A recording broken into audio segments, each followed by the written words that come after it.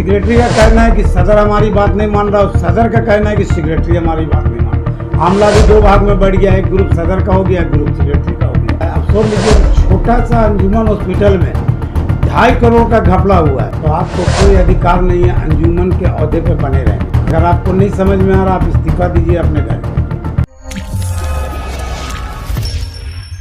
ये आज press conference किया जा रहा है अंजुमन की बदहाली के लेकर के।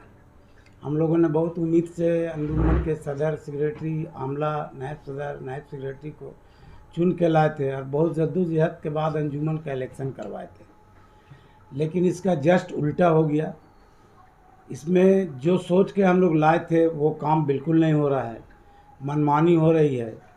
सदर और सेक्रेटरी में कहीं भी तालमेल नहीं खा रहा है और इससे अंजुमन का बहुत ही नुकसान हो रहा है। इसी के लेकर के एक बैठक संडे के दिन 7 बजे अंजुमन मुसाफिर खाना में तमाम अहदेदारों को बुलाया गया है और उन लोग से बैठ कर के बात करेंगे कि आप लोग क्या चाहते हैं।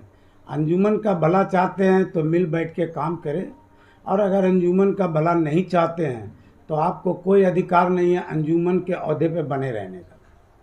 अगर आपको नहीं समझ में आ रहा, आप इस्तीफा दीजिए, अपने घर जाइए, वरना काम करना है काम की। क्योंकि अंजुमन एक ऐसा इदारा है जिसमें गरीब, मिस्कीन, यतीम, विधवा और गरीब बच्चों की पढ़ाई का पूरा इंतज़ाम करती है अंजुमन। लेकिन अभी इन लोगों को आए हुए 8 महीना हो गया है, इन लोगों ने कोई ऐसा काम नहीं किया है। अभी एक एग्जांपल ले लीजिए, अंजुमन हॉस्पिटल का ओपीडी को तोड़ दिया गया और बोला गया कि कोई आदमी डोनेशन दे रहा है, इसको पूरा बना दिया जाएगा। इसको तोड़ने के बाद वो डोनेशन वाला भी आदमी गायब है और जो डोनेशन के नाम से तोड़ा गया वो भी आज सदर साहब है, वो भी चुप्पी साधे हुए हैं कि कौन आदमी है भाई डोनेशन देने वाला था, जब तोड़वा के उसके बाद डोनेशन नहीं दे रहा है। तो इसकी भी तहकीक होनी चाहिए। 12 आमला हैं, उनको भी कोई मतलब नहीं है। सदर है, सेक्रेटरी है, नायब सदर है, नायब सेक्रेटरी है, कोई मतलब नहीं है। इसी के सिलसिले में एक बैठक रखी गई है। अब देखिए इसमें लोग क्या निर्णय लेते हैं। अगर इन लोग आमला की बैठक नहीं कराएंगे और हम लोगों के साथ टेबल टॉक नहीं करेंगे तो उसके बाद जो भी कदम होगा हम लोग इसको उठाएंगे और अंजुमन को बर्बाद होने से बचाएंगे। आप लोग जो विरोध कर रहे हैं अभी अंजुमन की कमेटी का, मुख्य कारण क्या मानते हैं? मुख्य कारण ये है कि सदर और सेक्रेटरी और आमला में तालमेल नहीं है, जिसके चलते पूरा काम पेंडिंग पड़ा हुआ है। अंजुमन हॉस्पिटल में बहुत दुरुस्त नहीं चल रहा है। आप चले जाइए मौलाना आज़ाद कॉलेज का वही हाल है। अंजुमन हॉस्पिटल का ओपीडी तोड़ दिया। आज कितनी परेशानियां हो रही गर्मी के दिन में लोगों को उठने बैठने में। तो ये सब मामला है। और दूसरा चीज़ है कि 8 महीने में आपने अंजुमन के लिए क्या किया, कम से कम आवाम के सामने लाइए। आपने कभी बात किया अंजुमन के कमेटी से कि क्यों इतना विलम्ब हो रहा है काम करने में? बिल्कुल बात किया। अंजुमन के सदर और सेक्रेटरी का कहना है कि सदर हमारी बात नहीं मान रहा और सदर का कहना है कि सेक्रेटरी हमारी बात नहीं मान रहा। आमला भी 2 भाग में बढ़ गया, एक ग्रुप सदर का हो गया, एक ग्रुप सेक्रेटरी का हो गया। इसी चलते ये कोई प्रपोजल लेके आते हैं तो उसको सेक्रेटरी रद्द कर देता है, सेक्रेटरी कोई प्रपोजल लेके आता है तो सदर रद्द कर देता है। इसका मतलब है कि वर्चस्व की लड़ाई है, अपना अपना ईगो दिखा रहे हैं। इसमें तो गरीब जनता मर रही है।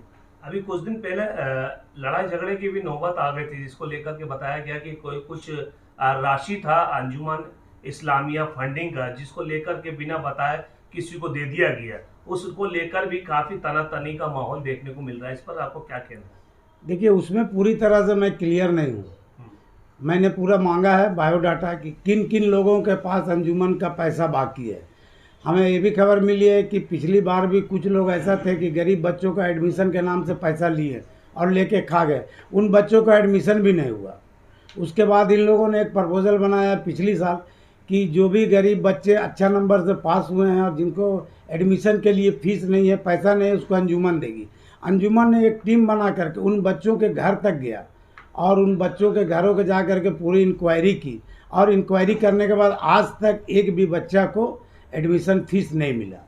तो आप अंजुमन की टीम क्यों भेजे थे उसके घर पे? उसके घर में फटा बिस्तर देखने के लिए, उसके घर की खाली डेगची देखने के लिए, या उसके घर का गरीबी का मजाक उड़ाने के लिए क्यों गए थे अंजुमन की टीम? नहीं जाना चाहिए था। अगर नहीं देना है तो नहीं जाइए। आप कहते हैं कि वो इब्रार साहब के टाइम में हुआ और वो कहते हैं इसके, मैं इब्रार को और मुख्तार को और इसको नहीं जानता हूँ। मैं सदर और सेक्रेटरी की कुर्सी को जानता हूँ। सदर और सेक्रेटरी बदलते रहते हैं लेकिन उनकी कुर्सी नहीं बदलती है। मैं हमेशा कुर्सी में बैठने वाले से सवाल करूँगा। जो बीता हुआ कल गया मैं उसके पास नहीं जाने वाला, उसका जवाब अभी जो प्रेजेंट आप बैठे उसको देना होगा।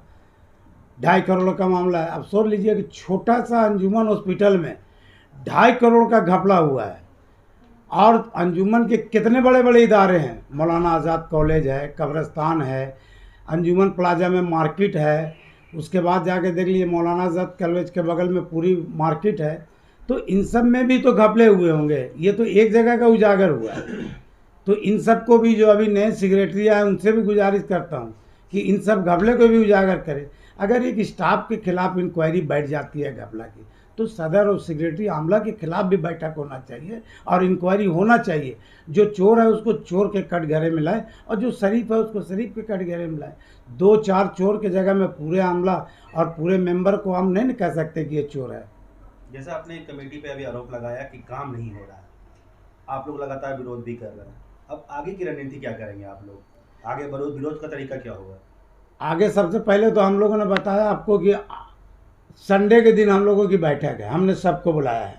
आमला के 12 मेंबर, सदर, सेक्रेटरी, नायब सदर, नायब सेक्रेटरी, इन लोगों के साथ टेबल टॉक करेंगे, बात करेंगे।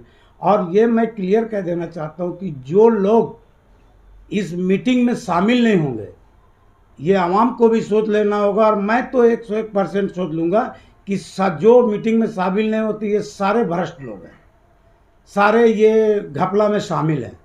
अगर आप ईमानदार हैं तो हमसे बैठिए, हमसे बात कीजिए, अपना ईमानदारी का सबूत दीजिए, वरना आप तो बेईमान हैं, चोर हैं, इसलिए हमारे बीच में नहीं आना चाहते हैं, बैठना नहीं चाहते हैं। आप आगे चल के कमेटी भंग करने की भी कोशिश करेंगे क्या? हो सकता है कि हम लोग की मुंतजमा की बैठक भी हो और उस बैठक में निर्णय भी लिया जाए। अब ये मुंतजमा डिसाइड करेगी किसे रखना है और किसे नहीं रखना है, ये मुंतजमा के हाथ में। ऐसे तो दोबारा चुनाव की नौबत भी आ सकती है। बिल्कुल आ सकती। जो अभी कंडीशन चल रहा है, जिसकी मर्जी हो रही वो लोन दे दे रहा, जिसकी मर्जी हो रही वो पैसा दे दे रहा, जिसकी मर्जी हो रही जो चाहे जैसा भी कर ले रहा है। क्योंकि इसमें बात है कि तालमेल किसी से नहीं है, और जब तक एक परिवार में तालमेल नहीं होगा तो झंझट होते रहेगा। उसी तरह से अंजुमन हमारा एक परिवार है, हमको मिलजुल के चलना होगा, प्यार मोहब्बत से चलना होगा। अपना ईगो और अपना वर्चस्व लेके चलना है तो भाई आपका घर है, आप घर में जाके ईगो दिखाइए। पब्लिक की, आवाम की प्रॉपर्टी में ईगो मत दिखाइए। आप कभी सोचे हैं कि अगर किसी की मदद करते हैं तो अंजुमन के फंड से करते हैं? आप अपना दिल में झांक करके देखिए, कभी अपनी पॉकेट से अंजुमन का सदर, सेक्रेटरी, आमला होने के नाते किसी गरीब आदमी को अपनी पॉकेट से 10,000 रुपया डोनेट किया हो? अपने अंदर झांक के देखिए कि वाकई हमने कभी किया है अंजुमन का जिम्मेदार होने के नाते। ठीक, कैमरा के सामने एक बार परिचय बता दो। और जरूरी है। एजाज गद्दी, आम जनता हेल्पलाइन अध्यक्ष।